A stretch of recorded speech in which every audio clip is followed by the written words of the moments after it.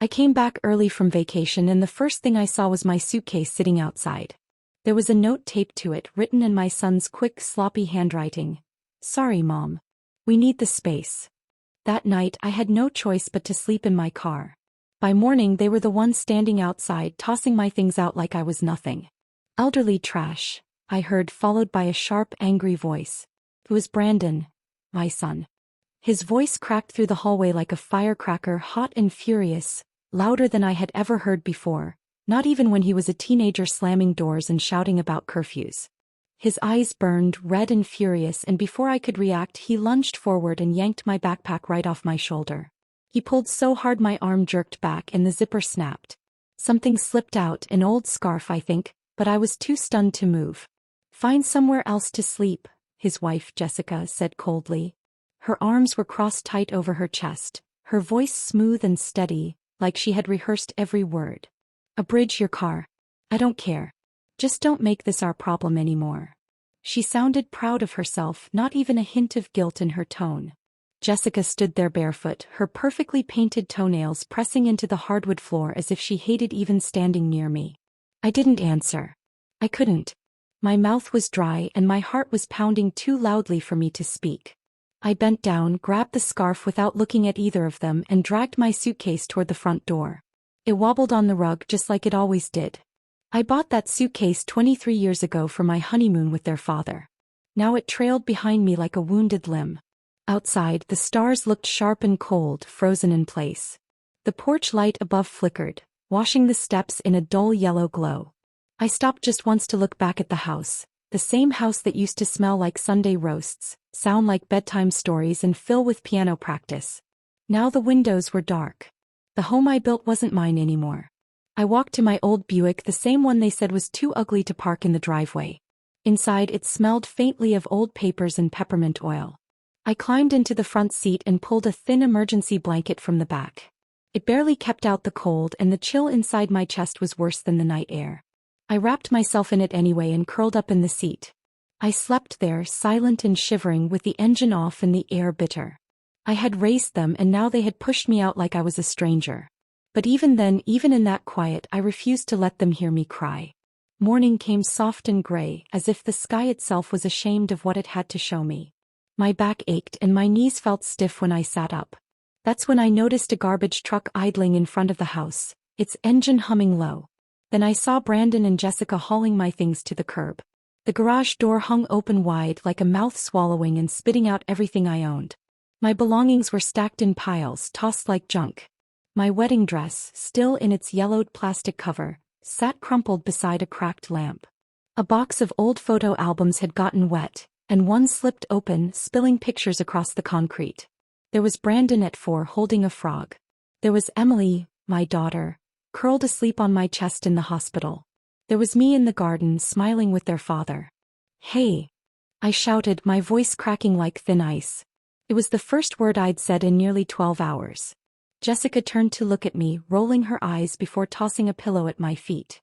"We've been more than kind," she said, her tone sharp and theatrical. "You should be grateful we didn't just dump it all at the landfill." She picked up a small bathroom trash bag and shook it. "Here, take this too." She stepped closer and dumped it over me. Toilet paper wrappers, makeup wipes, old receipts, cigarette butts, and crumbs from Brandon's late-night snacking rained down on me like ashes. I didn't flinch. I didn't blink. "Get out of our lives already," Jessica barked. "No one wants to look at you." Her words cut deeper than the winter air. Brandon, who had been quiet until then, finally spoke. "You smell like an old shoe, you know that? Even the dog avoids you." He laughed, tossed a broken toaster onto the pile, and added with venom, "Why don't you call Emily? Oh, that's right. She ran off just like Dad. Left you to rot." That one stung. Not because it was true, but because he wanted it to be, because he needed it to be. I didn't argue. I just crouched down and started gathering the photographs, one by one. My knees cracked as I knelt, but I kept going. There was Emily in her graduation gown, her cheeks flushed with pride. Brandon as a baby, asleep in the bassinet I had sewn myself. The corners of the photos were frayed, but the memories were still whole. I kept my eyes on the ground. I wouldn't give them the satisfaction of seeing my face. My hands were trembling now, but not from the cold. Something inside me had shifted. Not broken, just moved. I remembered every night I held Brandon through his fevers. How I fought the school board to keep Emily in her art program. How I skipped meals so they could have seconds. Every sacrifice, quiet and constant like breathing. And as I picked up those photos, one thing became clear. They thought they could throw me away. They thought their cruelty would silence me. But they were wrong. But they had forgotten one thing. I remember everything. I picked up each photograph carefully, sliding them into my suitcase one by one, tucking my old scarf over them like a shroud. My fingers brushed against a cracked mug, my favorite one, the faded letters still spelling out "World's Best Mom." The handle was broken, the glaze chipped, but I couldn't leave it behind. I held it in my palm, staring at it for a long moment, and when I finally looked up at them, it wasn't with anger. It was with something far sharper. Clarity. I zipped the suitcase shut, and the sound felt louder than any scream. This wasn't the end. This was the beginning. I stood in the middle of the driveway, the morning air biting at my skin like ice needles. The suitcase sat at my feet, half-zipped, stuffed with pieces of a life they had tried to erase. I stared at the house I had once loved, once ruled, once prayed over. It no longer felt like mine, but the deed still bore my name. I pulled out my phone, my hand steady in a way that even surprised me, and scrolled to a number I hadn't called in months. William Ross, attorney at law. He picked up on the third ring. "Mrs. Harper?" he asked. "William," I said, wasting no time. "I need the trust locked down. Effective immediately." There was a pause. "Are you okay?" he asked carefully. "No," I answered, "but I will be. Reactivate the trust. Block any further access by Brandon or Jessica. They threw me out of my own house this morning. The assets are at risk." He inhaled sharply. "Understood. I'll need your signature and a list of the banks involved. I'll contact you shortly." When I ended the call, I scrolled to another number. My daughter's. It rang once, twice, 3 times. On the 4th she picked up. "Mom." Emily's voice was soft but alarmed, breaking something inside me just a little. "Emily, sweetheart," I said. "Mom, what happened?" she asked quickly. I swallowed. "They kicked me out. Brandon and Jessica. They dumped my things in the driveway and threw trash on me. I slept in the car." There was silence on the other end, then I heard a quick, shaky breath.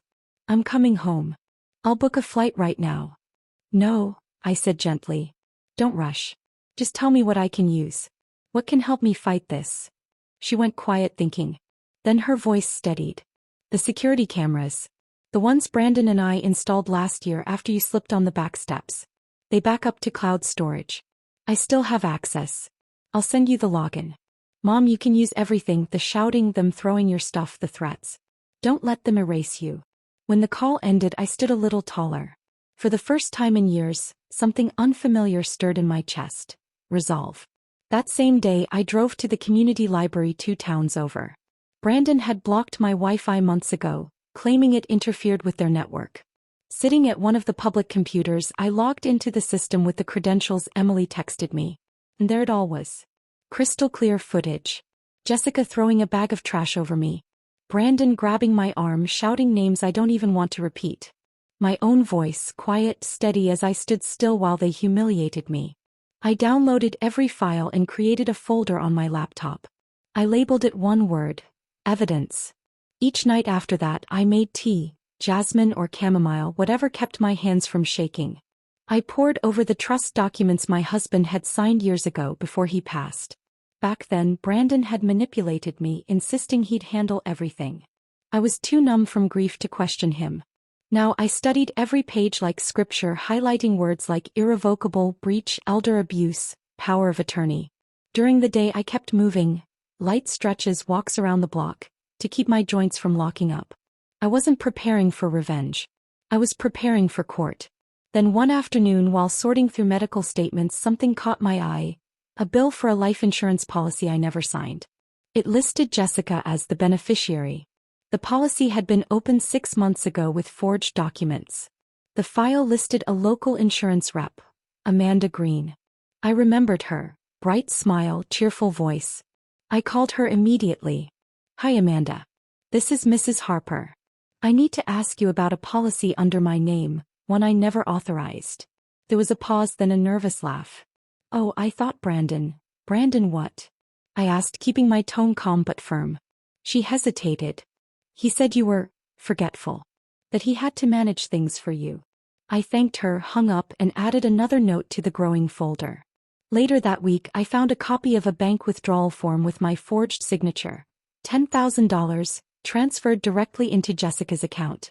They had been draining me dry, all while smiling at my casseroles. I saved everything. Screenshots, voicemails, even Brandon's threatening messages warning me not to stir up trouble. The last clip I saved was from the living room camera. It showed Brandon leaning over me, screaming in my face, while Jessica stood behind him, arms folded, silent but complicit. I watched that clip twice. Then I opened my laptop camera, stared into it, and pressed record. My reflection looked back at me, aged, tired, eyes circled with exhaustion. But not broken. Never broken. Silence is no longer enough, I said firmly. I held up my phone and played Brandon's voice. You're worthless. Then Jessica's. You should be grateful we didn't burn your junk. I stared straight into my own reflection. My name is Margaret Harper. I am 68 years old. I've survived loss, illness, childbirth, and betrayal. But this is not how my story ends. I leaned closer. They thought I would stay quiet. They thought silence meant surrender. I clicked off the recording and renamed the file. Declaration. The suitcase had been sitting in the backseat of my car for days. I hadn't opened it since that morning, maybe because I didn't want to see what was broken. Or maybe because I was afraid that the things still whole would remind me too much of who I used to be. But that afternoon, sitting under soft light by the window of the small rental room I had found, I finally unzipped it. The smell hit me first. Old perfume, dust, and something sour like spoiled memories. I pulled things out slowly. My husband's cufflinks, a dried rose from our 20th anniversary, a scarf Emily gave me before she left for college, and that same cracked mug still wrapped in a faded dish towel. Then I saw it. A small blue USB drive, tucked between two paperback books I had packed for vacation. I picked it up, turning it over in my fingers. It was unmarked, scratched at the corners. I didn't even remember packing it. It looked like one of Brandon's. He always had these scattered around the house. I plugged it into my laptop and the little light blinked to life. 3 folders appeared. Statements, transcripts, and insurance. I clicked on the first one. My breath caught. Bank statements. Pages and pages of them, neatly organized by date. They were my accounts, my name, my numbers. But the transactions weren't mine. The statements showed everything. Large withdrawals, wire transfers to accounts I didn't recognize, and online purchases for luxury brands I had never even heard of. $3,500 at a boutique in New York. $2,200 for a designer watch. And $18,000 transferred to an account under the name Marcus B. Harper. Brandon's middle name is Marcus. I clicked into the transcripts folder. There were screenshots of text messages between Brandon and Jessica, talking about moving money around and complaining about me. One message made my stomach twist. "Hey, she's too stubborn to die." Then Brandon replied, "Then we make her sign everything over before she realizes." Jessica answered, "Already halfway done." Brandon finished with, "We'll dump the junk, get the equity, and move west." I sat there staring at the glowing screen, feeling my stomach knot tighter. This wasn't just theft. This was premeditated. It was betrayal, digitized and time-stamped. In the insurance folder, I found scanned applications, health policies, life insurance forms, all with my forged signature, my name written in Brandon's sloppy, blocky handwriting. One of those policies listed Jessica as the sole beneficiary. If something had happened to me during that vacation, would they have even bothered to call an ambulance? One document chilled me more than all the others. A power of attorney form filed without my knowledge, notarized by someone I'd never even met, listing Brandon as my financial guardian. It was all there. Motive, method, malice. I backed everything up, then printed every page until the printer hissed with exhaustion. I placed the stack into a folder and marked it with a black Sharpie. Fraud and abuse. Then I called William, my lawyer. "You need to see this," I said. "There's proof. Transfers, forgeries, intent." William came over that same night. He didn't speak much at first, just flipped through the pages slowly, his face unreadable. But when he reached the screenshots of the text messages, he stopped, exhaled deeply, and finally looked at me. "This," he said, "is enough to open a federal case." "I want to proceed," I said quietly. "Thoroughly, he nodded. We'll begin with a formal complaint. I'll submit everything to the FBI's Elder Financial Abuse Division and copy the Tennessee Bureau of Investigation. I'll also notify the Office for the Protection of Seniors and the banks. What about the house? I asked. If they use trust funds for renovations or mortgage payments, that becomes part of discovery. We can challenge ownership. Then do it, I said. Within 48 hours, Brandon's accounts were frozen. A hold was placed on the house, now under investigation for misuse of trust assets. Jessica's credit cards were declined at a local store. Emily told me later that Jessica had screamed at the cashier, then stormed out, leaving a cart full of groceries behind. I received a call from the bank manager, Melissa Lane. Mrs. Harper, she said cautiously, we've flagged several irregular activities on your accounts over the past year. I want to personally apologize. We should have caught these red flags sooner. I thanked her, but my voice stayed cold. Apologies didn't matter now. Justice did.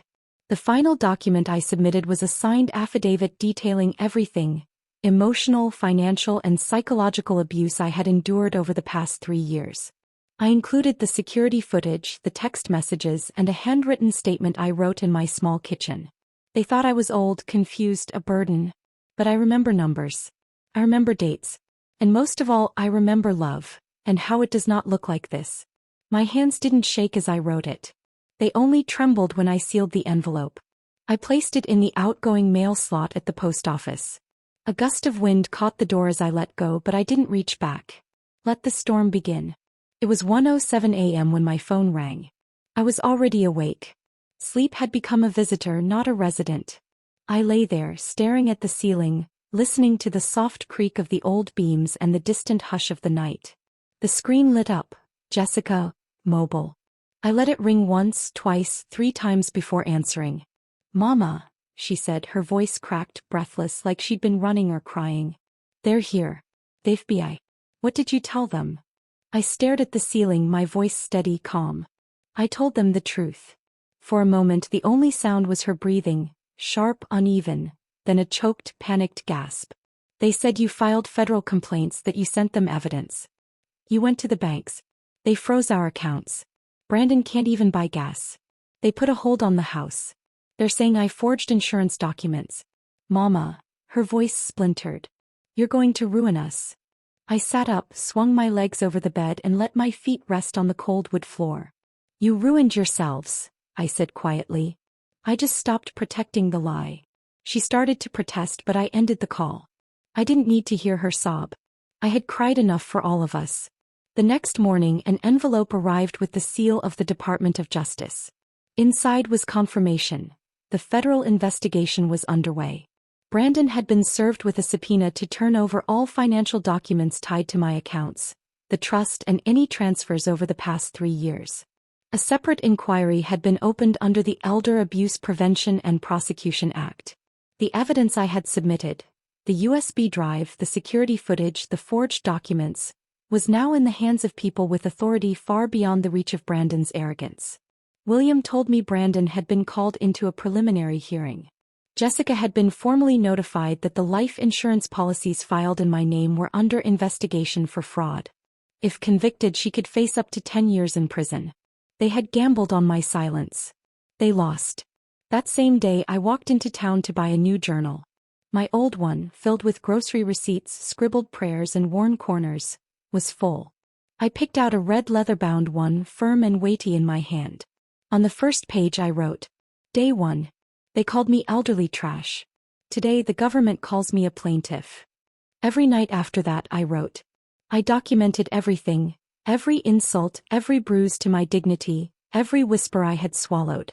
I wrote how Jessica used to say, "You're lucky we let you stay," and how Brandon rolled his eyes whenever I asked about my own money.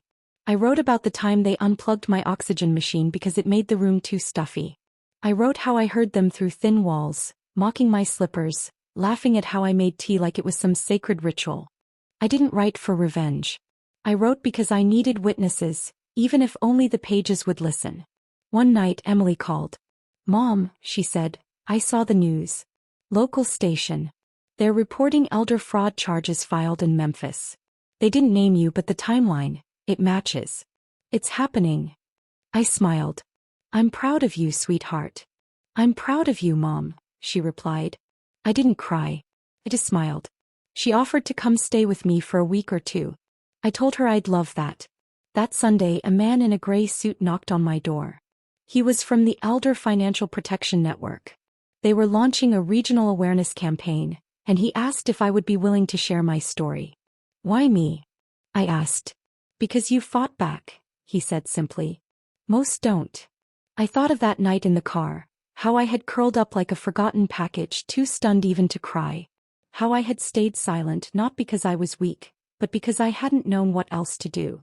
And then I thought of everything that came after, how I had gathered broken things, not just objects but pieces of myself, and turned them into evidence.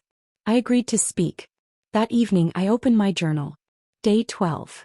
The woman they thought was weak just became a key witness. I prepared my notes carefully, not just the legal details but the emotional ones. I wrote about what betrayal sounds like when it comes from your own child's mouth. How a house stops feeling like a home when you're made to tiptoe in it. How silence can be both survival and a slow death. The following week I stood at a church podium. I didn't tremble. The pews were filled with gray hair, canes leaning against chairs and hands clasped tightly in laps. I looked out and said, my son told me I was nothing. The government says I am someone again. But I didn't do this alone. I did it because I remembered who I was before they made me forget. When I finished, no one clapped. Not because they disagreed, but because the silence in that room was heavier than any applause. It was reverence. It was recognition. They understood. Back home that night I brewed chamomile tea. The steam curled like an old friend. I opened my journal and wrote one final line before bed. Justice does not shout. Sometimes it knocks at 1 a.m, and the liar is the one who answers in fear. And that night, for the first time in weeks, I slept without waking. It started with a single article.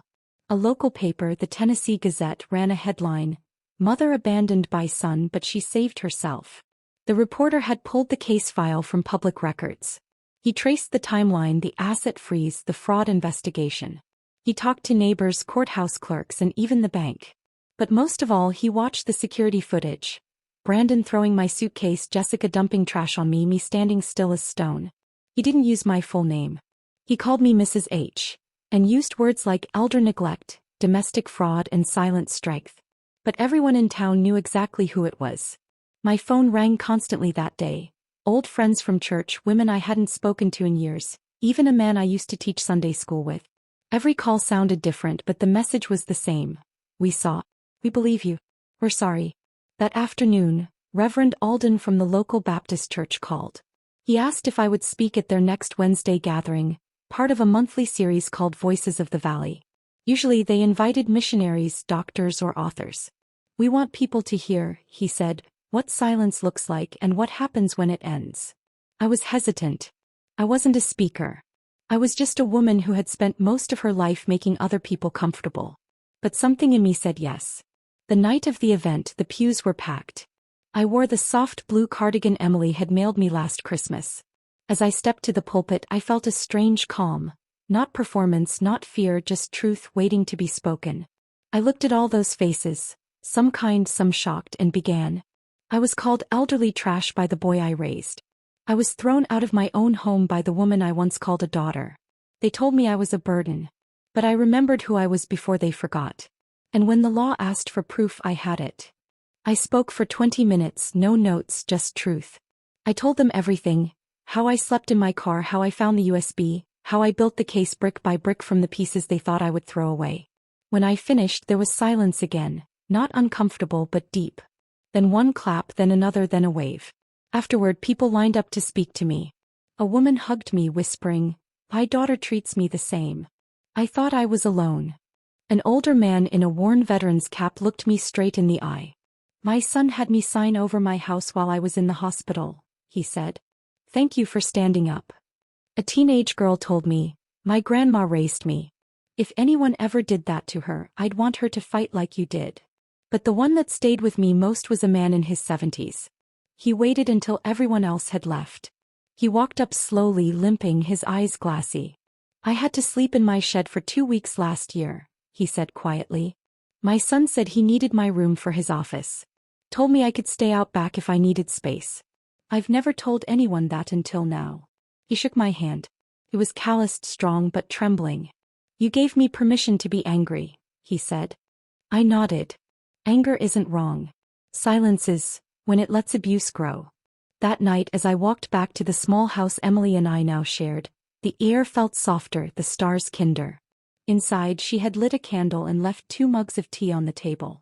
I sat down, let the warmth seep into my hands and opened my journal. Day 30 I spoke. They listened. But most of all they remembered. Some of them found their voices too. Justice hadn't come in a storm. It came in layers. In documents, in hearings, in a voice that finally refused to tremble. I didn't scream. I didn't throw plates or curse names. I simply told the truth. And the truth, spoken clearly, cannot be ignored. The new house was smaller, just 2 bedrooms and a sunroom, but it felt wider than the one they had pushed me out of.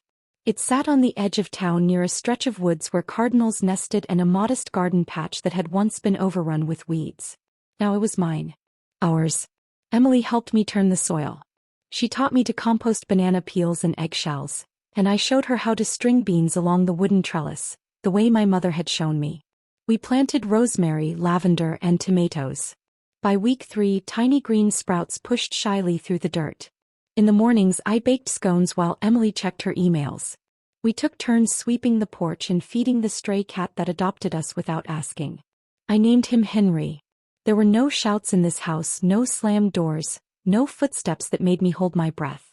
Just the soft hum of the oven, the rustle of leaves against the windows, and Emily's occasional laughter drifting down the hallway like music. Sometimes I still woke in the middle of the night, heart pounding, hearing Brandon's voice echoing in my head. But then I would feel Henry's soft purring or see the small nightlight we had plugged in for comfort, and I would remember. This house was built on kindness, not ownership. Emily made sure of that. She insisted the deed be in my name alone, with a clause that said I couldn't be evicted, not even by her. I laughed when she told me, but she looked me straight in the eye and said, "No more loopholes, Mom. Not again." That was when I cried. Not the quiet tears I had shed alone in the car, but the kind you only let out when you're finally safe enough to fall apart. Healing doesn't always arrive gently. Sometimes it wears a familiar face. It was a Thursday afternoon when I saw him. I was on my knees in the herb bed, pulling stubborn weeds, when a car I recognized slowed to a stop in front of the house. Brandon's silver sedan, the same one with a dent from when he hit a mailbox last winter. He stepped out slowly. He looked thinner, his face pale, his shoulders hunched. The arrogance that once clung to him like a second skin was gone, replaced by something harder to name. He walked up the path without meeting my eyes. "Mom," he said, barely more than a whisper. I said nothing. He stood there, shuffling his feet, his hands opening and closing nervously at his sides. I don't expect anything. I need to say this. I waited.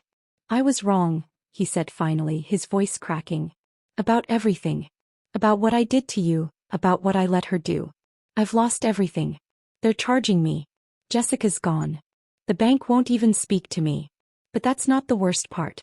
The worst part is what I did to you. And what I became. He swallowed hard, his eyes glistening. I came to say I'm sorry. I looked at him, then really looked. He was still my son, but he wasn't the boy who used to bring me wildflowers from the yard or build Lego towers in my lap. That boy had been gone long before the suitcase hit the porch.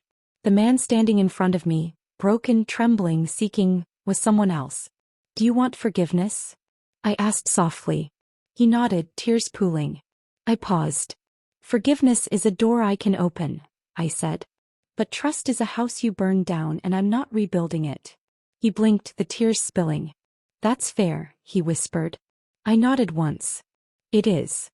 He stood there for a moment longer, then turned and walked back to his car. He didn't ask to come inside. He didn't ask for money. For once he asked for nothing but a truth he could carry. That night I made cinnamon rolls. Emily and I ate them on the porch with warm cider. Henry curled at our feet, purring. The stars above were sharp and close, the garden quiet except for the soft brush of leaves against each other. I thought about what it means to be a mother. How it's giving without always receiving, how sometimes even your best can't stop someone from choosing darkness. But I also thought about what it means to survive that. To still bake bread. To still plant flowers. To still leave the door of your heart unlocked, even if you never open it again. In my journal I wrote, Day 45, he came. He knelt. I turned away. Not out of cruelty but clarity. Not every apology earns a welcome. Some just deserve acknowledgement.